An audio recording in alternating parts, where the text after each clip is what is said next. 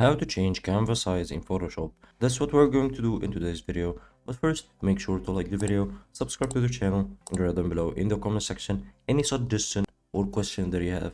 And also make sure to watch our previous tutorials for many apps. We have many playlists for each app. And let's get started in today's tutorial. In order to change the canvas size in Photoshop, you have two options. You can change the canvas size manually by clicking on crop, and as you can see, increase the size, and as you can see, the canvas is increasing by dragging the cropping area.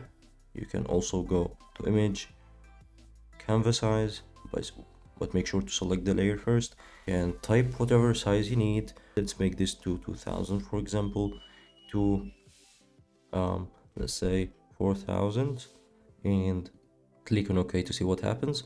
As you can see, it tells me that the new canvas is smaller than the current canvas size, so some clipping will occur. We're gonna proceed and see what happens. So this is what happened when we made a canvas much very smaller than the original canvas.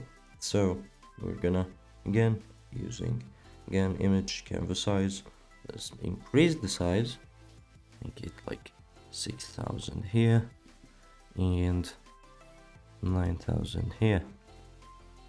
Make it like this. As you see, canvas size increased. Let's make it relative. When you make it relative, any number you enter here will be added to the original number. Let's say you added here 100 to the width, or 200 to the width, and 100 to the height. Now it's going to be added to this current size.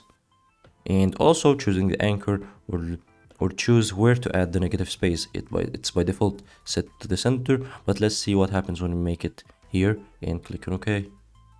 As you can see, it's set to the left side of the picture and the canvas are added to the other sides. This was very simple and very easy. Hope you guys enjoyed the video. Don't forget to like the video, subscribe to the channel, and write down below in the comment section any suggestion or question that you have, and have a nice day.